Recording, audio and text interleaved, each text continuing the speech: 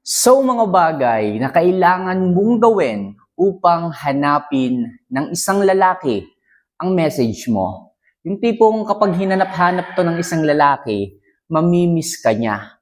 Pag hinanap-hanap ka ng isang lalaki, ibig sabihin, kailangan ka niya.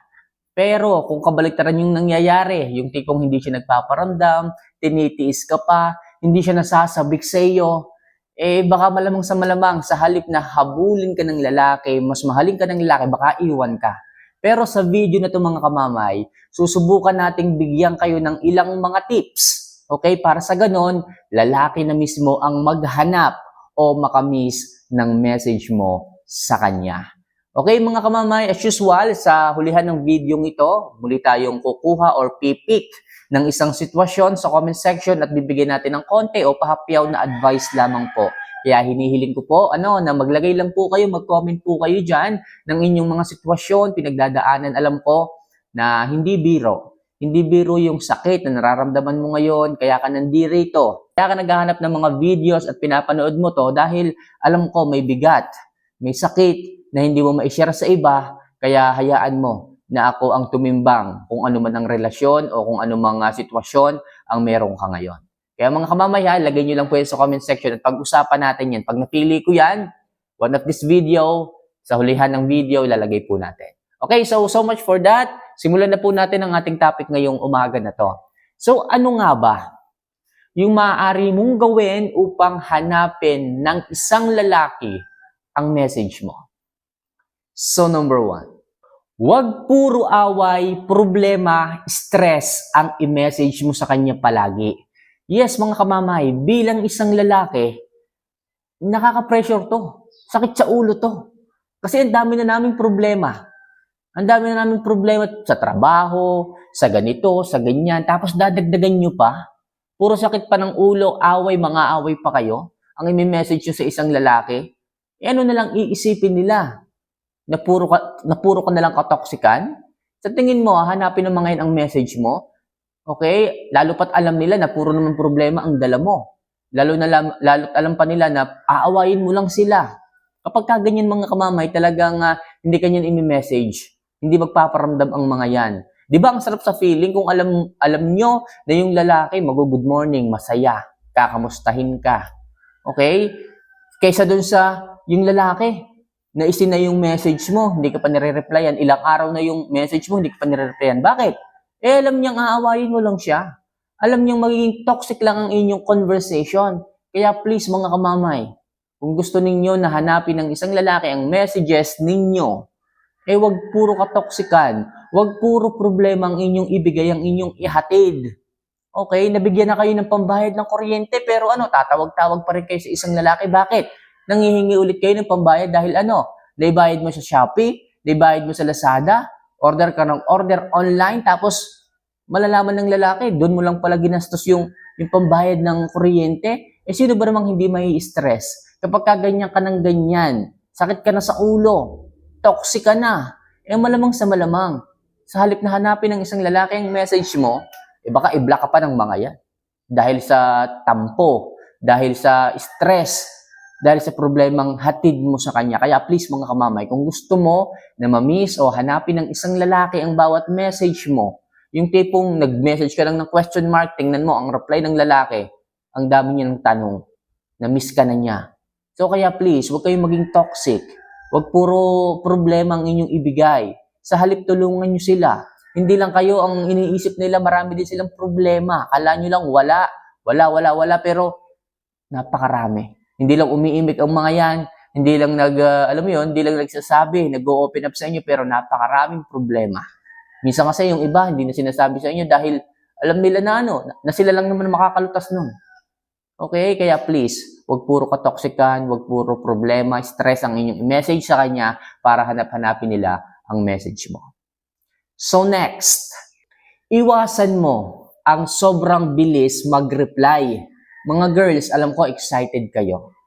Alam ko masayang-masaya kayo na kapag nakaka-chat nyo siya, okay? Parang nag-i-enjoy na kayo. Pero alam nyo ba, kapag palagi o mabilis kayong mag-reply sa isang lalaki, hindi na kayo hinahanap. Nauubos yung, alam mo yun, yung intense feeling, yung excitement nauubos. Kaya dahan-dahanin nyo lang mga kamamay. Huwag mabilis mag-reply, lalo na kung kinikilala nyo lang muna yung lalaki, kinikilala nyo pa yung lalaki. Please, huwag nyo pong ikwento ang lahat. Huwag mabilis mag-reply. Bitinin nyo hanggat maaari. Kailangan mas lumalim ang nararamdaman ng isang lalaki sa inyo sa pamamagitan ng pagkasabik niya sa mga gusto niyang malaman tungkol sa iyo. Pero isipin niyo kung kabaliktaran ng sinasabi ko ang gagawin ninyo, ang bilis niyong mag-reply, kahit hindi tinatanong, sinasagot ninyo, nagpipresenta kayong sabihin para sa kaalaman nila, hindi tama yan mga kamamay. Unti-unti lang. Huwag kayong mabilis mag-reply. Pasabikin ninyo ang isang lalaki sa mga bagay na pwede pa niyang malaman sa inyo. Kaya please mga kamamaya, iwasang maging excited masyado at mabilis mag-reply sa mga lalaking yan para lagi kayong hanapin, para hanapin nila palagi ang messages ninyo. So next, maging busy at huwag munang masyadong magparamdam. Ito mga kamamay, kung alam nyo po na marami kayong gagawin, o sabihin na natin ikaw yung babae na may business, umayaw ka sa trabaho kasi gusto mong mag-business. Pero sana mga kamamay, mag-focus kayo sa business, huwag sa lalaki. Magbigay kayo ng sapat na oras at ipakita ninyo sa isang lalaki na meron din kayong buhay, na meron din kayong ginagampanan, na hindi lang nakatuon sa kanya ang inyong oras, ang inyong atensyon. Mas maganda at mas, alam niyo yun, mas maayos sa nararamdaman ng isang lalaki, yung tipong alam niya na hindi ka masyadong nakafocus sa kanya. Yung tipong alam niya na high value yung babae ka. Yung tipong alam niya na hindi ka palaging nakaabang sa mga message niya sa iyo. Diyan palagi mga kamamay, diyan palagi hahanapin ng isang lalaki ang mga message mo kapag ka masyado kang nakafocus sa mga bagay na makakapagpaangat sa iyo. Tandaan niyo mga kamamaya, huwag niyong habulin ang lalaki. Lalaki ang hahabol sa inyo kapag ka masyado ng smooth ang lahat sa inyo. Yung tipong asensado ka na, nag-aayos ka at maganda ka, sila ang maghahabol. Tatandaan nyo, ang bango ay hinahabol ng bubuyog.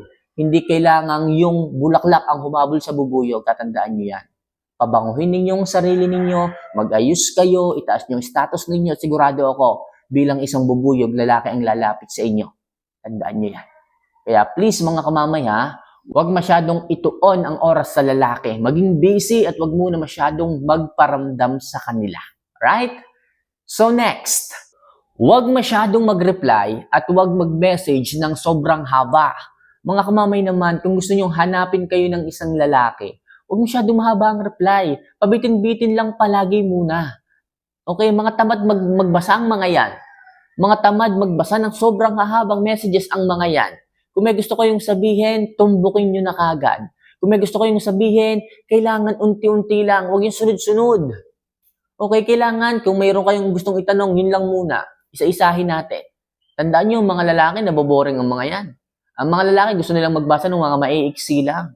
Pero kung gagawin nyo, yung mga talatang ganyan, halos sikip sa screen kung mag-message kayo, malamang sa malamang. Titingnan lang ng mga yan. Ilalove lang ng mga yan. Kaya please, kung gusto po ninyo na hanapin ng isang lalaki ang mga message ninyo, huwag masyado munang mag-reply at masyadong mahaba ang reply o ang message sa kanila, naboboring po ang mga yan.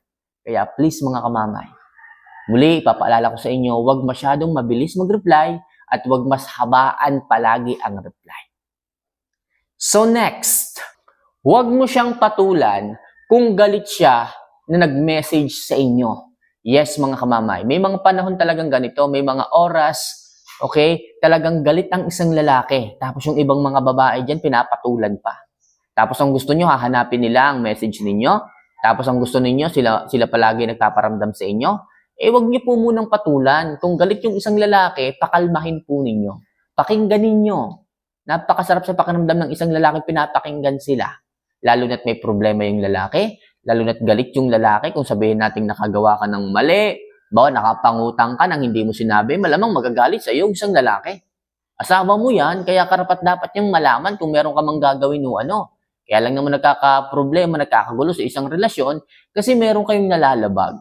Nalalabag kayong bagay na dapat alam niya. Okay? Kung gusto mo na hindi kayo magkaroon ng problema sa inyong relasyon, dapat lahat pinapaalam mo. Dapat tapat ka sa kanya. Yan ang main rule ng pag-ibig. Ang pagiging tapat. Kasi oras na magloko ka sa kanya, para ka na rin nagtaksil. Oras na naglihim ka sa kanya, para ka na rin nagtaksil. At kaya mga kamamay, normal na magagalit lang ang isang lalaki sa inyo kapag naglihim ka sa kanila. Bakit pa kayong naging mag-asawa kung ganyan lang din naman ang magiging trato mo sa kanya? Tandaan niyo mga kamamay, kahit ano pang galit ng isang lalaki sa inyo, ang mahalaga nakakapagtapat kayo. Nakakapagsabi kayo. Kahit alam niyo magagalit at wala kayong choice, sabihin ninyo.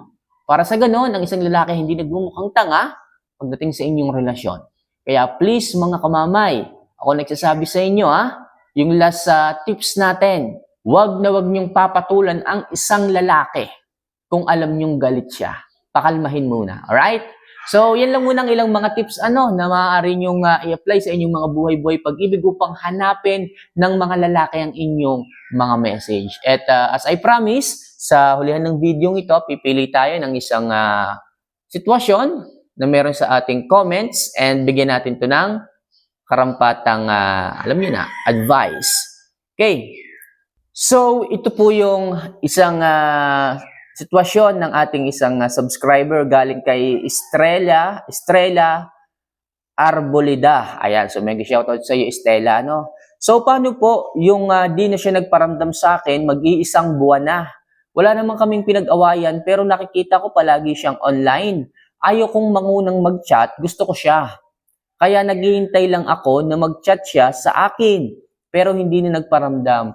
Paano po? Depende po ito kung ano pa man ang status ninyo, kung kayo ba ay mag-asawa na o something na nanliligaw pa ba siya o kung ano pa man. Kasi depende sa inyong relasyon. Kung asawa nyo na yan, mali po yun. Mali yung hindi siya magpaparamdam. Lalo pat wala naman kayong pinag-awayan. Dapat kinakamusta kanya bilang partner mo, bilang mag-asawa kayo, dapat kinakamusta kanya. Nagme-message siya, nagchat-chat siya. Ano ba naman yung kamustahin yung asawa, di ba? Pero kung hindi mo pa siya asawa, wala tayong magagawa dito. May kalayaan siya. Maaaring na-turn up siya sa iyo. Sabihin natin wala kayong pinag-awayan, pero meron siyang nakitang mali sa iyo na hindi niya nagustuhan. Maaaring unti-unti siyang nagdi-detach sa iyo. At kung gano'n naman mga kamamay, hindi niyo rin po pwedeng sisihin ang inyong sarili. At normal din naman yung ginagawa ng lalaki, wala kayong karapatan sa ganyan. Okay, meron siyang karapatang maghanap ng iba o hindi magparamdam dahil sa alam niya na hindi kayo magiging fit sa isa't isa. So, pagiging pagiging self-love. Okay, kaya sinasabi ko palagi sa inyo mga kamamay, kung kayo man ay nasa relasyon o wala pa sa relasyon, piliin yung maging mabuti. Kasi hindi nyo alam, baka merong mga tao na nakikita sa inyong ugali na hindi maganda, hindi okay, lumalayo sila. Kaya sila hindi na nagpaparamdam kasi yun yung paraan nila para lumayo sila sa inyo. Ayaw nilang makasakit, ayaw nilang makapagsalita. Kaya kayo ngayon, makaramdam po kayo. Kung alam ninyo na wala naman kayong pinag-awayan, wala man kayong, hindi man kayo nagkasagutan, hindi man kayo nagkasakitan, at hindi nagpaparamdam ang isang lalaki, hayaan nyo na. Kasi kung interesado talaga ang isang lalaki sa inyo, kahit hindi nyo sila, piliting mag-message po ang mga yan. Kung talagang gusto kayo ng mga yan, hindi nyo kailangan ipilit ang inyong sarili. Kung talagang mahal kayo ng mga yan, hindi nyo na kailangan pang magmakaawa ng oras. Kasi sa mga lalaki o sa mga taong nagmamahal, hindi nila hinahayaang nagkakaganyan kayo.